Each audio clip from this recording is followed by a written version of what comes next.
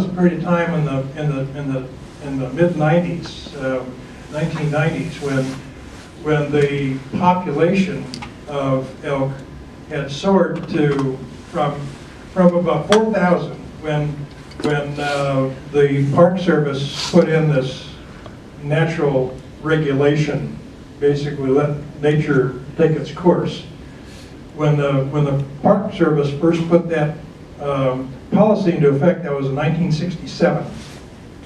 And at that point, there were about 4,000 head of elk in the northern Yellowstone area.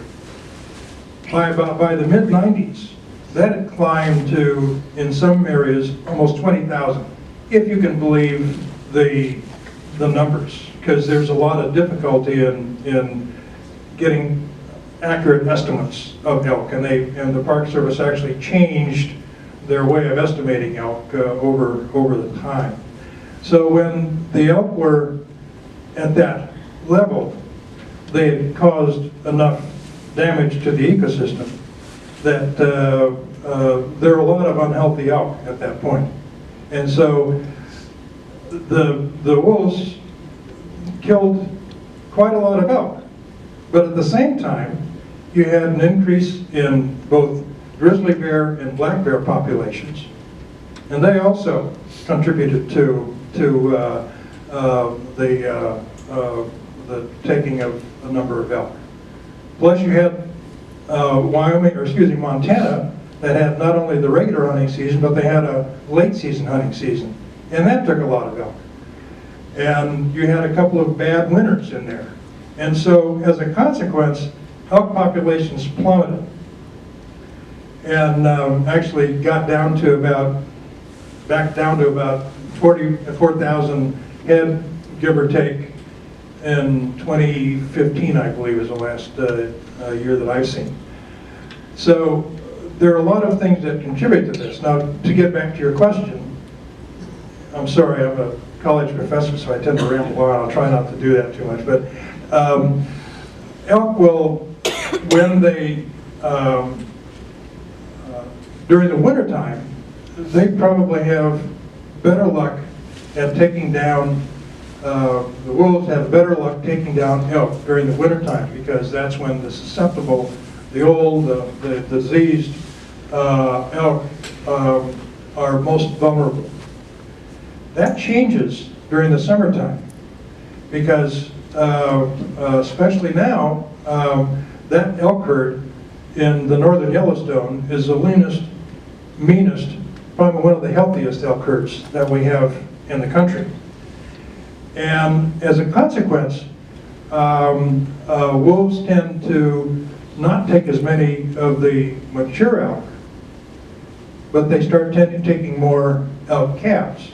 And so they prey heavily on elk calves, as do bears, especially grizzly bears. So their habits change. Wolves are opportunistic.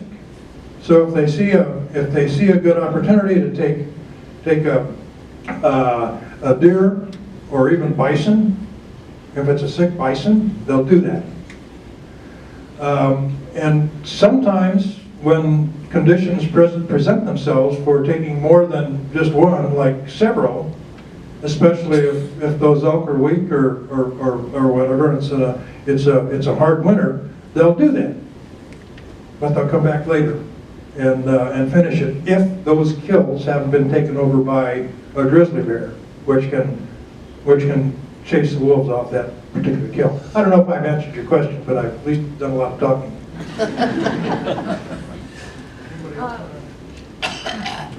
And who's next?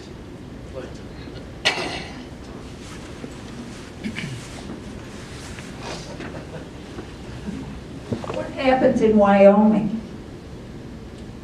I mean, you said Wyoming, there's overkill on wolves. When did they do that and why?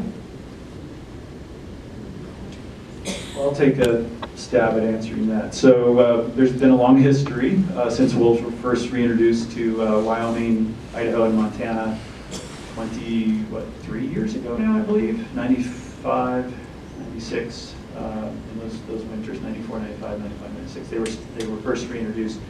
Since that time, of course, they were under federal management.